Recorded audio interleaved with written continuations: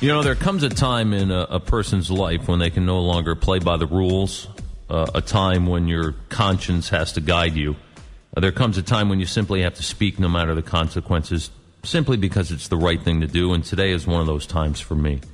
What I'm about to say are my feelings and my personal opinions. I do not speak on behalf of the radio station, its advertisers, or anyone else affiliated with the radio station. Tomorrow we will remember the nearly 3,000 people who were murdered 13 years ago when terrorists attacked the United States, when those planes cut through the September sky and changed our world forever. It is unquestionably the most horrific day in our nation's history, and one that deserves our entire focus and attention. Tonight, the President will address the nation and speak about the dangers of a new threat. Not Al-Qaeda, but ISIS. He will, I'm hoping, tell us that unless we take action, domestic terrorism is a clear and present threat. I'm also hoping he will no longer refer to these terrorists as the JV team, as he once did. The images of Americans being beheaded should teach us all that there are no such things as idle threats. But what I want to say to you this morning is that it has already happened. Domestic terrorism is already here, and no one is talking about it. Back on June 26th, 19-year-old Brendan Tevlin was shot 8 times at an intersection in West Orange, New Jersey.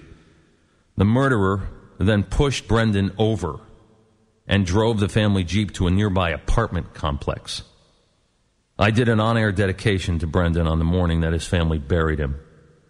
And sometimes that would be enough, but in this case, I simply don't feel as if I've done or said everything I can or want to about this cold-blooded act of terrorism.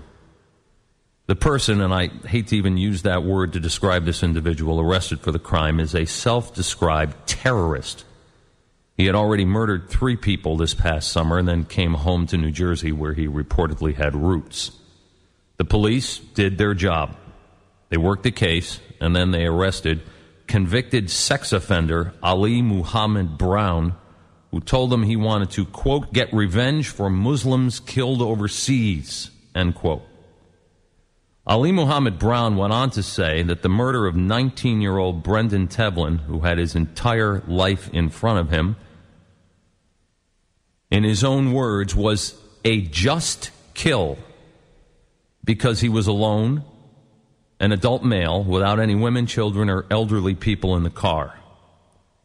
And the key word to me in that sentence is alone. Brendan was alone. One can only imagine the utter fear and horror that went through his mind as this brutal attack was being carried out. There were 2 or 3 other accomplices who were talked into helping a man who admitted he was on a jihad.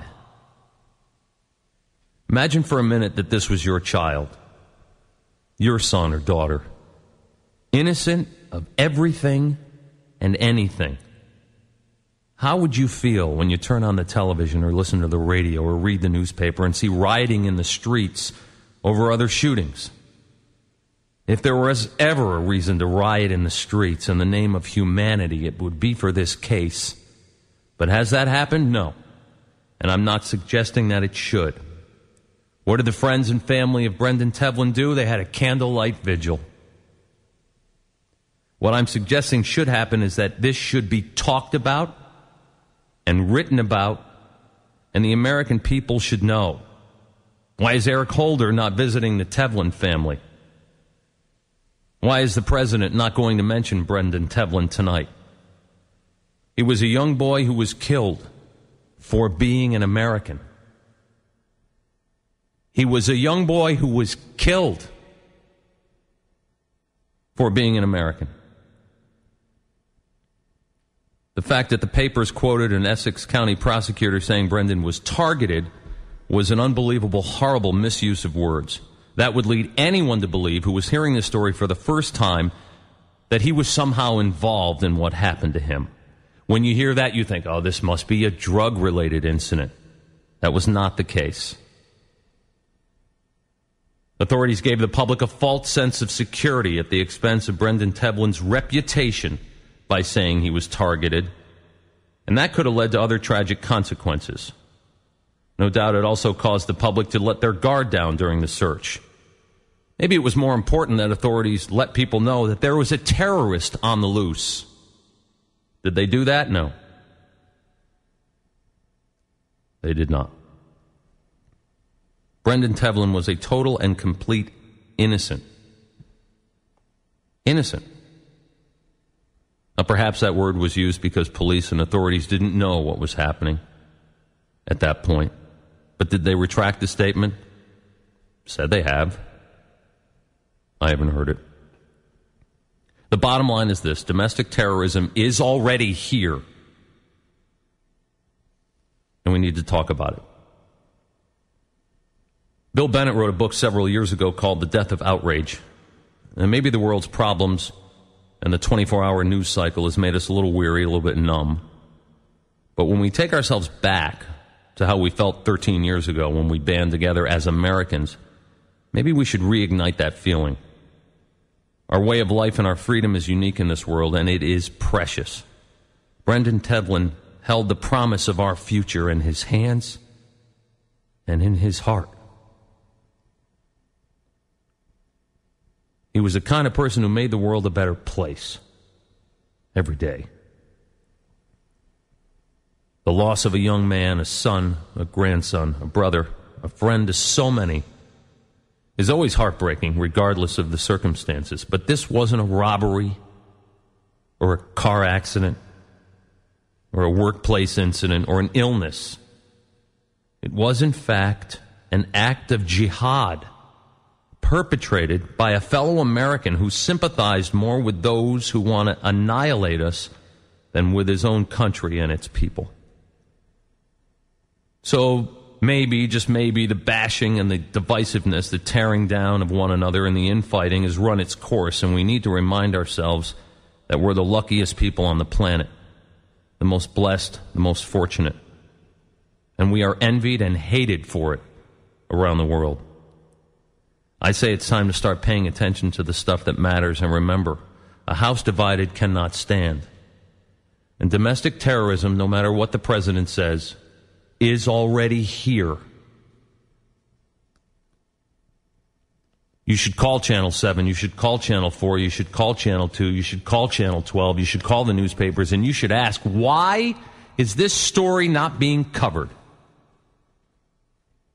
Why are there riots in the streets for other stories? And why, when an act of domestic terrorism is committed in my neighborhood, in a town that I live in, on a kid that my kid knew, do I take this personally? You're damn right.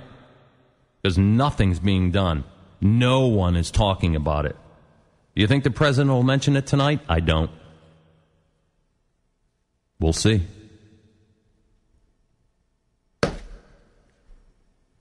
That's all I have to say about that. We're going to open the phone line. Some folks want to talk about the topic that we addressed. We'll start with Karen in New Windsor. Good morning, Karen. Good morning, Todd. How are you? Okay, how are you?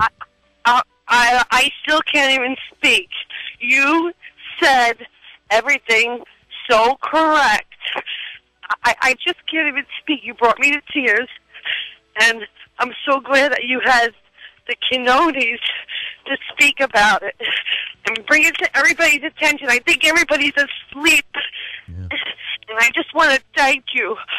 As an American, I want to thank you. And I want to thank you as a mother of a New York City police officer. Yeah. I just want to thank you. I can't talk. I just can't even talk.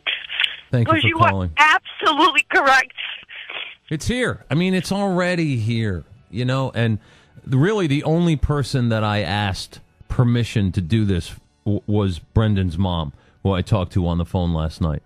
And to hear her and what she has to live with, and just the fact that she's so devastated and has to pick herself up and has 3 other kids in that family that she has to go on for, and the fact that no one is talking about an act of terrorism that took place here, right here, where we live, on the roads that we use every day, and that it gets a mention, a 3-line paragraph in the paper, is just, to me, mind-boggling. It absolutely is. Let's go to Nick, Staten Island. Good morning. Todd, good morning. May God bless you. I've been a long listener for over 20 years. I have 22 years in law enforcement, and you've always stood behind law enforcement, and you're a true patriot. And I can't thank you enough because, you know what? I'm in law enforcement, and I didn't hear about this, and that is disheartening. It is one of the worst things. We hear about tragedy every day, and the people have to wake up. And we need to protect our own homegrown terrorists here. You don't know how often I have alerts sent to my phone. Yeah, I'm sure as a law enforcement officer, you hear about these things all the time, and guess what? We don't. And here's a story that made the news. Here's a guy that said he was on a jihad, and we don't hear about it? And that's not leading on every newscast and every newspaper in the country? No, just another random act of violence. It wasn't a random act of violence because you have a guy admit what he did and how he did it and why he did it. And nobody talks about it. Sean, Somerville, New Jersey. Good morning, Sean. Hi, Todd. I just wanted to call and thank you. Unlike a lot of your callers, I'm very familiar with the story. Brendan was my cousin, and you're straightening out some inaccuracies and some failures in the reports and the news media. And I want to thank you for taking the opportunity and the time to straighten those things out. And my gratitude is twofold, actually, because I'm also a police officer. And a lot of times we are unable to really get involved in some conversations. And people that can and do and use forums such as this to have these conversations on behalf of police officers, we really appreciate it.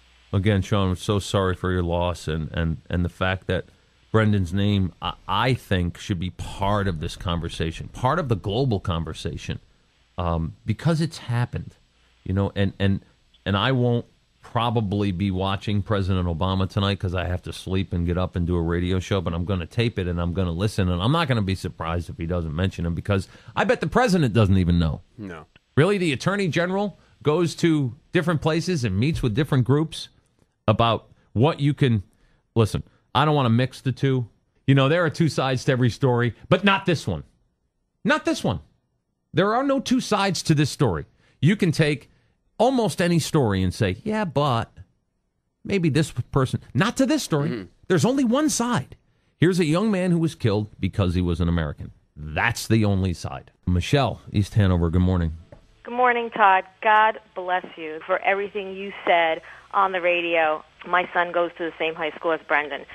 So the community at Seton Hall, everyone is just heartbroken. And as a parent, I can't even think about it. I was at school last night for a meeting, and as I was driving home on Northfield Avenue past Walker Road, my heart was thumping. I was at a red light. My heart was thumping. And I can't believe that I was afraid in my own area of where I live. Right. And this domestic terrorism, as you mentioned, is here. This is the topic of discussion in my house with my husband. The minute he wakes up, he's reading something on his Facebook about it, and the minute he goes to sleep, he's watching the TV about it, and he's scaring me. But you know what? Everyone needs to know about this, like you said. I'll tell you, too, Michelle, the thing that really makes me angry is that the community there has been trying to deal with this. I mean, when you lose a kid, and Brendan was one of those kids, and yeah, could you recap the story, Todd? He was driving home? Driving home from a friend's house and was stopped at an intersection, and this animal was hanging out at the Dunkin' Donuts there, changed into fatigues, and said he was looking for an individual to pay back for all the deaths that had happened in Afghanistan. So he was going to attack a just kill, is what he called it. Okay. So, but Brendan, what a lot of people don't know is this was one of those kids that you always hope your kid will be. He never got in any trouble in school. He played the bagpipes. He played the bagpipes for funerals in town. He was a straight A student. He was one of these good kids, a light. You know, one of these people that you say, you know what, the future's going to be okay because we got kids like Brendan. Right. Now, I'm not saying he didn't make mistakes in his life. Sure. I'm sure he did. He was a kid, and he did maybe stupid things. But on the surface, when you look at the kid, he's just a good kid. Yeah. Wrong place, wrong time. And the reason he was killed, That's the point. Yeah. It wasn't random. True. It wasn't random. He was killed for being American. For being American.